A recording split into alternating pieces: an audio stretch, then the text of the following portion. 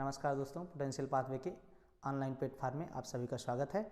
आज हम जानेंगे एक बहुत ही महत्वपूर्ण टॉपिक BSE-PR थ्योरी, जो कि केमिकल बॉन्डिंग का ही एक पार्ट है, जो एक्सप्लेन करता है कि केमिकल बॉन्डिंग किस तरह से होती है, उसकी शेप को किस तरह से निर्धारित किया जा सकता है। ठीक है, हाइब्रिडाइजेशन तो ज्योमेट्री के बारे में बताती है, लेकिन उसके शेप के बारे में एक्सप्लेनेशन नहीं देती। आज हम जानेंगे कौन सी वो थ्योरी है जो उसकी किसी भी मॉलिक्यूल के, किसी भी कंपाउंड के ज्योमेट्री के अलावा शेप के बारे में अच्छी तरह से एक्सप्लेन करता है। आइए देखते हैं BSE-PR थ्योरी। क्या है BSE-PR थ्योरी?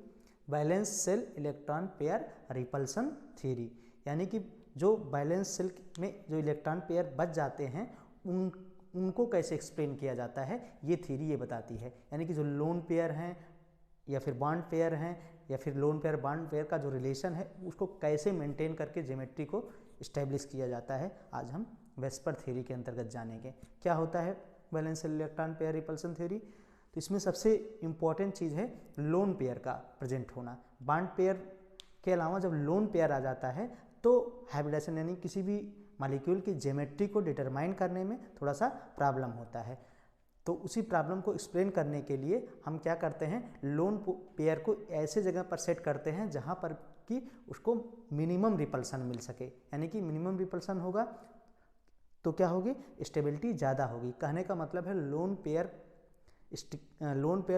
का रिपल्सन सबसे ज़्यादा होता है। यानी कि यहाँ पर देख रहे होंगे लोन पेयर का रिपल्सन सबसे ज़्यादा, उसके बाद फिर लोन पेयर बॉन्ड पेयर का रिपल्सन, फिर बॉन्ड पेयर का रिपल्सन। तो हम किसी भी मॉलिक्यूल का शेप डिटरमाइन करने के लिए लोन पेयर को ऐसे स्थान पर रखते हैं जहाँ पर कि रिपल्सन सबसे कम हो सके। किनके बीच? लोन पेयर और लोन पेयर के बीच रिपल्सन सबसे कम हो सके। फिर लोन पेयर बॉन्ड पेयर के बीच रिपल्सन सबसे कम हो सके, फिर बॉन्ड पेयर। इस ऑर्डर में अगर रखेंगे तो वो मॉलिक्यूल की स्टेबल शेप होगी। ठीक है, और जब हम शेप को निर्धारित करते हैं तो इसी स्टेबिलिटी ऑर्डर को ध्यान में रखते हुए हम निर्धारित करते हैं। ऐसा क्यों होता है? क्योंकि आप देख रहे हैं lone pair occupy more space around the nucleus than bond pair. जो बॉन्ड पेयर होता है, बॉन्ड पेयर के कंपैरिजन में जो लोन पेयर होता है वह ज़्यादा स्पेस ऑक्यूपाइड करता है। आप देखते हो जैसे बॉन्ड पेयर है, यहाँ पर अगर देखना चाहें बॉन्ड पेयर इस तरह से दो इलेक्ट्रॉनों से मिलकर बॉन्ड पेयर बनता है। इस तरह का जो अरेंजमेंट होगा वो बॉन्ड पेयर कहा जाएगा, बॉन्ड पेयर। लेकिन जो लोन पेयर होता है, आप अगर ऐसे करें तो लोन पेयर इस तरह का कुछ अरेंजमेंट करके रहता है ना, इस तरह से आप लोन पेयर को दर्शाते हैं। क्या है? Lone pair. तो आप जो न्यूक्लियस है,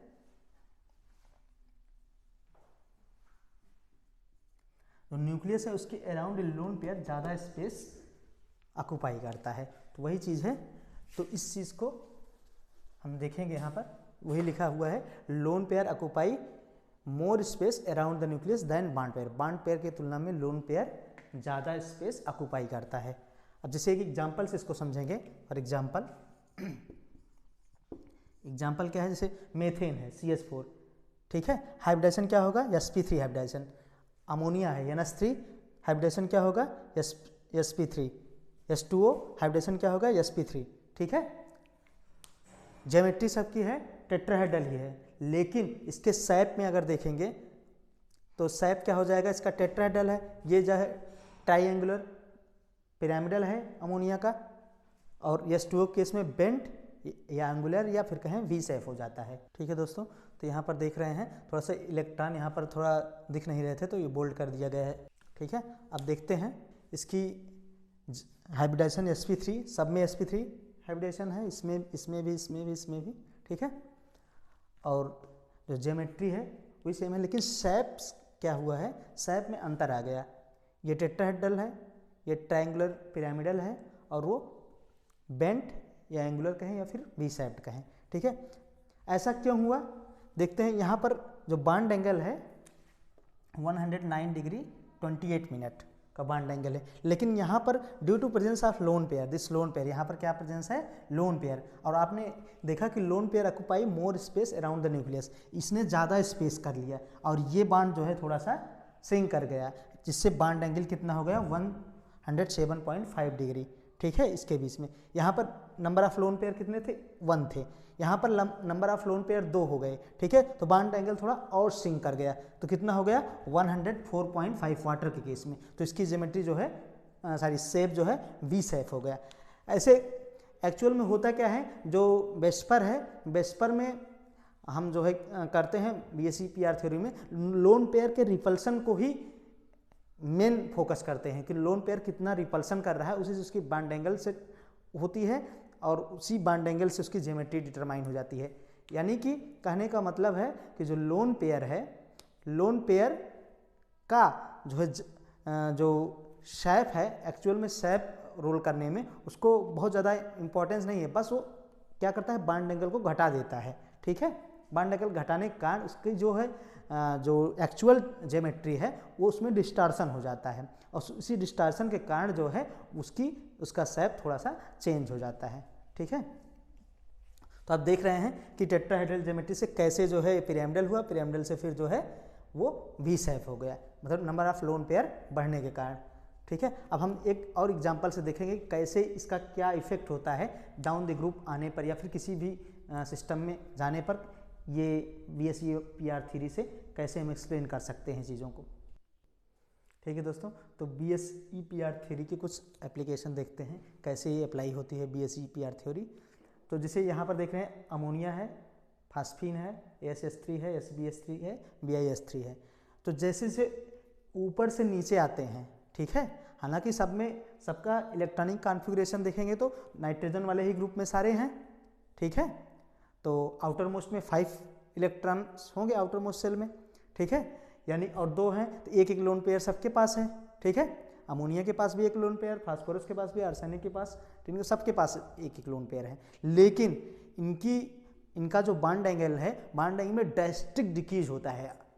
मतलब यहाँ पर कितना है 107.5 डिग्री, क्या है 107.5 डिग्री, आप देखते हैं 107.5 डिग्री बॉन्ड एंगल है, यहाँ पर उससे कम होगा, यहाँ पर आप देखेंगे तो इस केस में 91 डिग्री बॉन्ड एंगल हो जाएगा, कितना 91 डिग्री बॉन्ड एंगल हो जाएगा, और इनके केस में केवल 90 डिग्री बॉन्ड एंगल लग जाएगा, कितना 90 डिग्री, इस केस में 90 डिग्री।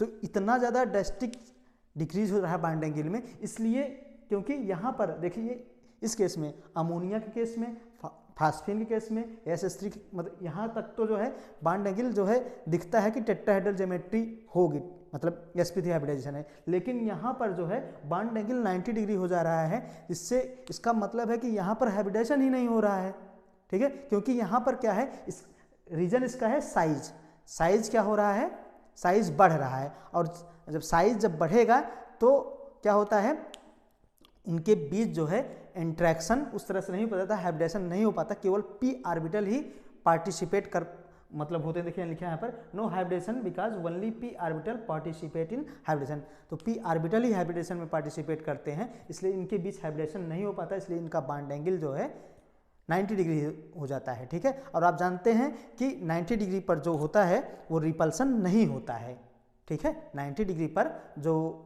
लोन पेयर का रिपल्सन है वो एकदम निग्लिजिबल होता है, ठीक है। इसलिए यहाँ पर जो है क्या है कि और साइज भी बड़ी हो जाती है, इसके कारण यहाँ पर जो है, यहाँ पर तो बॉन्ड एंगल दिखता है ये टेट्राहेड्रल ज्योमेट्री sp3 हाइब्रिडेशन है, बट यहाँ के इन केस में जो है हाइब्रिडेशन नहीं होता है, ठीक है दोस्तों। तो हम देखते हैं अब इसको कैसे एक्सप्लेन करेंगे। हाइब्रिडेशन होता क्या है, हाइब्रिडेशन होता है number of bond pair plus number of lone pair. इसको देखकर आप निकाल सकते हैं, हम पिछले हाइब्रिडेशन वाले वीडियो में आपको बताया था कि कैसे इसको निकालेंगे Z की वैल्यू। तो यहाँ पर एग्जाम्पल देखते हैं, एग्जाम्पल क्या है, जैसे ClF3 का है, ClF3 आप देख रहे हैं, ClF3 में हाइब्रिडेशन sp3d है। कैसे sp3d है ज़रा देखते हैं। जैसे ये मान लो Cl है, ठीक है, Cl में Cl है, Cl सेंट्रल एटम हो गया, ये क्या है Cl क्या हो गया, सेंट्रल एटम हो गया, ठीक है। और सेंट्रल एटम में कितने बॉन्ड बने हैं, 3 बॉन्ड बने हैं, देख रहे हैं यहाँ पर 3 बॉन्ड, फ्लोरीन के 3 बॉन्ड Cl के साथ बने हैं, और अभी पर इसमें 2 लोन पेयर शेष हैं, यानी कि इसके केस में क्या है, नंबर ऑफ बॉन्ड पेयर 3 हो जाएंगे, 3 क्लोरीन और फ्लोरीन के बीच जो बांड बनेंगे 3 बांड पेयर बन जाएंगे, और चूंकि इसके आउटर मोस्ट में अभी भी 2 लोन पेयर शेष रह जाएंगे, और लोन पेयर इसमें जोड़ दोगे कितना हो जाएगा टोटल 5।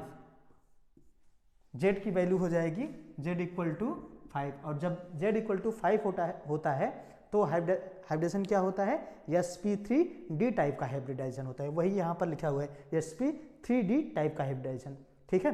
अच्छा, sp3d टाइप का हाइब्रिडाइजेशन होगा तो ज्योमेट्री क्या होगी, trigonal bipyramidal, TBP type, trigonal bipyramidal geometry होनी चाहिए। लेकिन होता क्या है, जो इसका शेप होता है वो एक्चुअल नहीं रहता, लोन पेयर के कारण इसका शेप जो है एक्चुअल ट्राइगोनल बाइपिरामिडल ना होकर उसमें डिस्टॉर्शन हो जाता है, उसमें चेंज हो जाता है। चेंज क्या हो जाता है, आइए देखते हैं कैसे हो जाता है। कि शेप इसका हो जाता है टी शेप।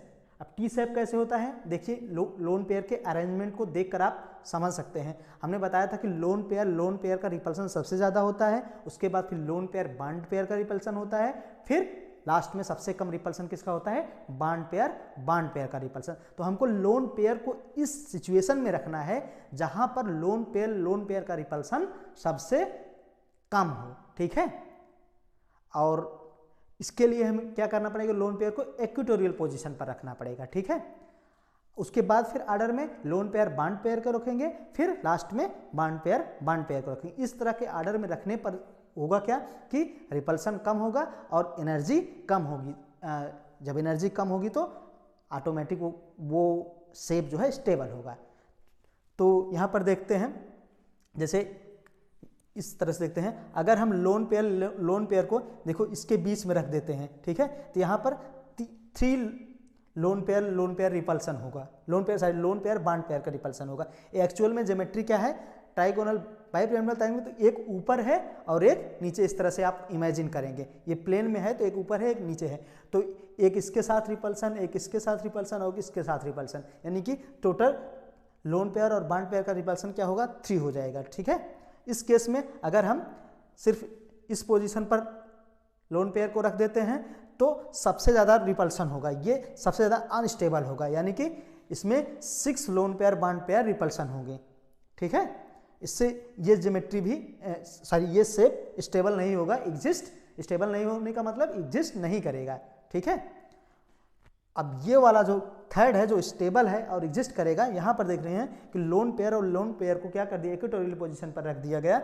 अब ये ज्योमेट्री जो है, जो ये शेप है वो स्टेबल है, क्यों, क्योंकि लोन पेयर और लोन पेयर के रिपल्सन जो है एक्चुअल में क्या है, एक अंदर है एक बाहर, मतलब ये देख रहे हैं इसके बीच का जो बॉन्ड एंगल है, ठीक है, लोन पेयर में ज़्यादा है, यहाँ पर रिपल्सन होने के चांसेस बहुत कम है। यानी कि इनके बीच अगर देखेंगे रिपल्सन होने का चांसेस का मतलब है कि यहाँ जो बॉन्ड पेयर और लोन पेयर का रिपल्सन है कितना है, केवल 2 लोन पेयर और 2 lone pair bond pair repulsion होगा। इसलिए यहाँ पर जो है एनर्जी क्या हो जाएगी, मिनिमम हो जाएगी, और मिनिमम एनर्जी हो जाने के कारण ये जो शेप है वो स्टेबल हो जाएगा।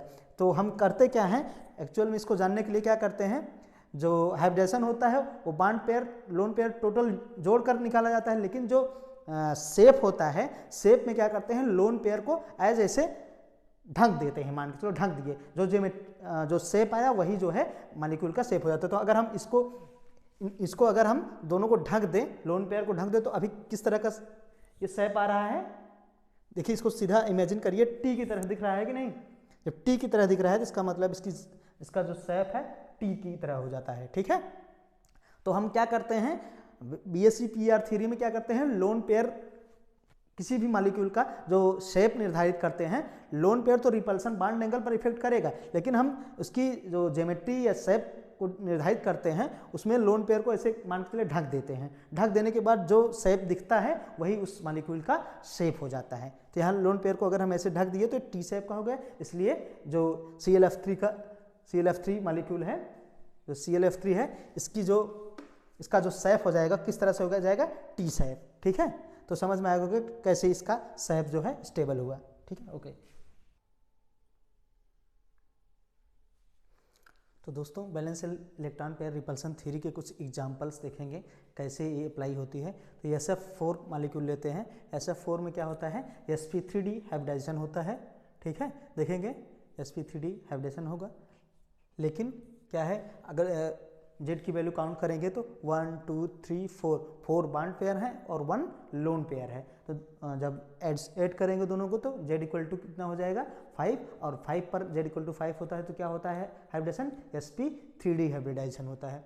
तो देख रहे हैं इस तरह से हाइब्रिडेशन होगा। लेकिन जो ज्योमेट्री होगी क्या होनी चाहिए sp3d की, TBP होनी चाहिए। क्या होना चाहिए, ट्राइगोनल बाइपिरामिडल, TBP ज्योमेट्री होनी चाहिए, ठीक है। लेकिन due to presence of one lone pair, एक लोन पेयर प्रेजेंट है, सो ज्योमेट्री विल चेंज, मैंने डिस्टार्शन हो जाएगा। लोन पेयर के कारण क्या हो जाएगा, बॉन्ड एंगल चेंज हो जाएगा, जिसके कारण जो है इसकी जो शेप है, शेप जो है इस तरह से हो जाए शीशा की तरह। शीशा आपने देखा होगा, जैसे बच्चे झूला झूलते हैं तो एक बच्चा इधर बैठ जाता है, एक बच्चा उधर बैठ जाता है, ऊपर नीचे होता है, उस तरह का कुछ स्ट्रक्चर देखिए। तो पार्क में गए होंगे, झूला देखे होंगे, तो उसी तरह का स्ट्रक्चर है शीशा, ठीक है। तो अब देखते हैं दूसरा एक एग्जांपल देखते हैं XCF2 का। क्या है, यहाँ पर भी देखेंगे तो 1 2 3 लोन पेयर हैं और 2 बॉन्ड पेयर हैं। तो दोनों को ऐड करेंगे, 3 लोन पेयर और 2 बॉन्ड पेयर को, तो क्या हो जाएगी, Z इक्वल टू 5 हो जाएगा। Z इक्वल टू जब 5 होता है तो जो ज्योमेट्री होती है क्या होती है, TBP यानी कि ट्राइगोनल बाइपिरामिडल, और हाइब्रिडेशन क्या होता है, sp3d टाइप का हाइब्रिडेशन होता है। देख रहे हैं sp3d टाइप का हाइब्रिडेशन है। अब यहाँ पर जो है ज्योमेट्री ट्राइगोनल बाइपिरामिडल होनी चाहिए, लेकिन due to presence of 3 lone pairs, 3 lone pair हैं, इसके कारण जो है क्या हो गया, ज्योमेट्री चेंज हो जाएगी। यानी कि इस लोन पेयर को कहाँ हम एडजस्ट करें कि एक हमको स्टेबल शेप मिले। तो स्टेबल शेप लेने के लिए क्या करेंगे, हम इसको देखो इक्वेटोरियल पोजीशन पर इसको सेट कर दिए हैं। यानी कि देखिए यहाँ पर इस लोन पेयर के इस लोन पर इस, ठीक है, इस तरह से कर दिए, और इस पर मोर इलेक्ट्रोनेगेटिव एटम है यानी कि फ्लोरीन है, ये जाके एक्सियल पर चला गया, ठीक है, और इसका जो शेप हो गया क्या हो गया, लीनियर, ठीक है। अब तीसरा एक एग्जांपल देखते हैं ICl2 माइनस का, ठीक है, ICl2 माइनस। तो ICl2 माइनस कैसे शो करेंगे, यहाँ पर भी क्या है, 3 लोन पेयर्स हैं और 2 बॉन्ड पेयर हैं। हालांकि ये कोऑर्डिनेट बॉन्ड है, बट क्या है, बॉन्ड है, बॉन्ड पेयर में ही काउंट होगा। तो क्या है, कुल मिला के इस केस में 1 2 बॉन्ड पेयर और 3 लोन पेयर, तो मिला के Z इक्वल टू क्या हो जाएगा 5, और Z इक्वल टू 5 का मतलब sp3d हाइब्रिडाइजेशन। sp3d हाइब्रिडाइजेशन है, होना क्या चाहिए, ज्योमेट्री होती है इसकी क्या, ट्राइगोनल बाइपिरामिडल, TBP टाइप का। क्या होगा, TBP type trigonal bipyramidal geometry होगी, लेकिन इसका शेप हम ज्योमेट्री से निर्धारित नहीं कर सकते। इसके शेप के लिए हमके इसके जो लोन पेयर हैं इसको एडजस्ट करना पड़ेगा कि इनके बीच जो है मिनिमम रिपल्सन हो, ठीक है। लोन पेयर ऑर्डर क्या होगा रिपल्सन का, लोन पेयर का सबसे कम मतलब सबसे ज़्यादा रिपल्सन होता है, तो उसके बाद फिर लोन पेयर बॉन्ड पेयर का, फिर बॉन्ड पेयर को हमको इस हिसाब से रखना है कि लोन पेयर के बीच रिपल्सन सबसे कम हो, ठीक है। तो हम इस तरह से इसको एडजस्ट करेंगे, इस पोजीशन पर रखेंगे टेबल पर, और यहाँ पर, ठीक है, इस पोजीशन पर रखने के कारण इसकी जो ज्योमेट्री हो जाएगी, सॉरी शेप हो जाएगा, वो क्या हो जाएगा, ये भी लीनियर हो जाएगा। यानी कि ICl2 माइनस के केस में जो शेप हो जाएगा वो लीनियर हो जाएगा। तो इसको देख लीजिएगा, यहाँ पर भी ये Cl ही है, ठीक है, यहाँ पर Cl है, तो देख रहे हैं यहाँ पर ICl2 के केस में क्या हो जाएगी, शेप लीनियर। ओके फ्रेंड्स, एक इस वेस्पर थ्योरी का एक एप्लीकेशन देखते हैं एक रिएक्शन के माध्यम से, ठीक है। तो रिएक्शन के माध्यम से क्या है, ये BF3 है, BF3 जब रिएक्ट करता है अमोनिया से NH3 से, तो क्या बनाता है, इस तरह से एक कोऑर्डिनेट बॉन्ड बना लेता है BF3 और NH3 का। तो अभी यहाँ पर क्या था, हाइब्रिडेशन क्या था, sp2 हाइब्रिडेशन, ठीक है, sp2 हाइब्रिडेशन था, क्योंकि आप देख रहे हैं यहाँ 3 बॉन्ड पेयर हैं और 3 बॉन्ड पेयर होता है, कोई लोन पेयर यहाँ पर नहीं है, तो Z इक्वल टू 3 है, यानी कि Z इक्वल टू 3 होने पर sp3 हाइब्रिडेशन। यहाँ इस केस में एक लोन पेयर है और एक लोन पेयर है और 3 बॉन्ड पेयर है, यानी कि टोटल Z इक्वल टू 4 है, तो sp3 हाइब्रिडेशन होगा, ठीक है। और यहाँ पर देख रहे हैं जो ज्योमेट्री है, यहाँ ट्राइगोनल प्लानर हो गई, ठीक है, और यहाँ पर एक लोन पेयर के कारण जो है ट्रायंगुलर पिरामिडल इसका शेप हो गया। तो यहाँ पर देख रहे हैं ट्रायंगुलर पिरामिडल, और यहाँ पर शेप जो हो गया ट्रायंगुलर पिरामिडल हो गया। लेकिन जब इसका रिएक्शन करने के बाद बनता है तो ये sp3 हाइब्रिडेशन यहाँ पर हो जाता है और यहाँ पर भी sp3 हाइब्रिडेशन हो जाता है, और इसकी जो ज्योमेट्री है रियल टेट्राहेड्रल की तरह हो जाती है, टेट्राहेड्रल, और इसकी भी टेट्राहेड्रल। ठीक, होता क्या है कि यहाँ पर देखो कोऑर्डिनेट में ये जो अमोनिया मालिक्यूल है, अमोनिया अपना इसका जो लोन पेयर है इस BF3 मालिक्यूल को शेयर कर दिया, इसलिए इसमें भी sp3 हाइब्रिडेशन और यहाँ पर भी sp3 हाइब्रिडेशन से हो रहा है, और इसकी ज्योमेट्री जो है टेट्राहेड्रल और टेट्राहेड्रल रही। आइए एक एग्जांपल से इसको देखते हैं। क्या है, जो अमोनिया है इसमें अमोनियम आयन की तरह इसको देखते हैं, NH3 है, H+ है, H+ क्या है, इसमें इलेक्ट्रॉन्स की कमी है। ठीक है, तो अपना जो इसका लोन पेयर है इसको क्या करता है, ये डोनेट कर देगा। ठीक है, इस तरह से यहाँ पर डोनेट कर दिया, यहाँ पर देख रहे हैं अमोनिया यहाँ पर डोनेट कर दिया, और डोनेट करने के बाद कारण इसकी जो ज्योमेट्री हो जाती है, क्या हो जाता है, sp3 हाइब्रिडेशन, और ज्योमेट्री इसकी टेट्राहेड्रल हो जाती है। सेम केस अगर BF3 का मालिक्यूल है, BF3 का molecule as a BF4 minus act करने लगता है, यानी कि जो फ्लोराइड आयन है जिसे यहाँ पर देख रहे हैं BF3 में, तो यहाँ पर क्या है, एक लोन पेयर एक्सेप्ट कर लिया, F माइनस यहाँ पर देख रहे हैं लोन पेयर इसको डोनेट कर दिया, यहाँ पर ये डोनेट कर दिया, और डोनेट करने के कारण यहाँ पर जो है क्या हो गया, sp3 हाइब्रिडेशन और जो ज्योमेट्री है टेट्राहेड्रल हो गई। इसी कारण देख रहे हैं जैसे ये सिस्टम बना है वैसे वहाँ पर वो सिस्टम बना है। ठीक है, इसलिए इसकी जो ज्योमेट्री है टेट्राहेड्रल हो गई है। ठीक है, ओके, ठीक है। यहाँ पर देख रहे हैं बॉन्ड्स के बारे में, तो कितने बॉन्ड यहाँ पर बने हैं, 1 2 3 4 5 और एक लोन पेयर 6। अब हमने बताया था कि सिग्मा बाउंड जो बांड है, बांड के अंतर्गत सिग्मा को काउंट करते हैं। ये अगर 2 बांड बनाए तो एक सिग्मा हो जाता है और एक पाई दूसरा। ठीक है, तो सिग्मा बाउंड को काउंट करते हैं और पाई को छोड़ देते हैं। तो 1 2 3 4 5 और lone pair plus lone pair कितना हो गया, 6, Z=6, और Z= जब 6 होता है तो हाइब्रिडेशन क्या होता है, sp3d2 टाइप का हाइब्रिडेशन होता है। ठीक है, अब इसका जो शेप है वो एक लोन पेयर के कारण क्या हो गया है, स्क्वायर पिरामिडल हो गया। ठीक है, अब इस केस में आते हैं HCF6 के केस में। तो इसमें क्या होता है, देख रहे हैं इसमें भी एक लोन पेयर प्रेजेंट है, देख रहे हैं।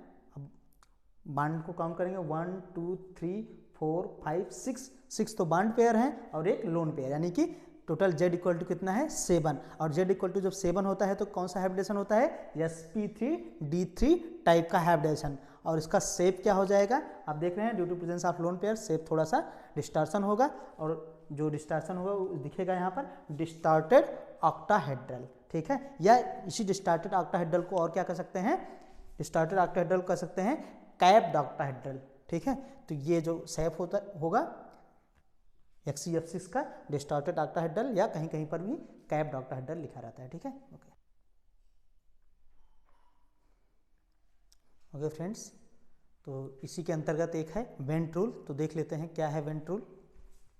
वेंट रूल है इन TBP मतलब in trigonal bipyramidal compound more electronegative atom occupies axial position. जो ज़्यादा इलेक्ट्रोनेगेटिव एटम होता है वो एक्सियल पोजीशन पर चला जाता है। ठीक है, तो एक एग्जांपल से इसको समझेंगे। एग्जांपल क्या है, PCl3F2। ठीक है, तो PCl3F2 एग्जांपल है, इसको देखेंगे। तो PCl3F2 कैसे बनेगा, ये देखो एक्सियल पोजीशन। फ्लोरीन क्या है, मोर इलेक्ट्रोनेगेटिव देन क्लोरीन। ठीक है, तो फास्फोरस क्या हो गया, सेंट्रल एटम हो गया। क्या है ये, सेंट्रल एटम।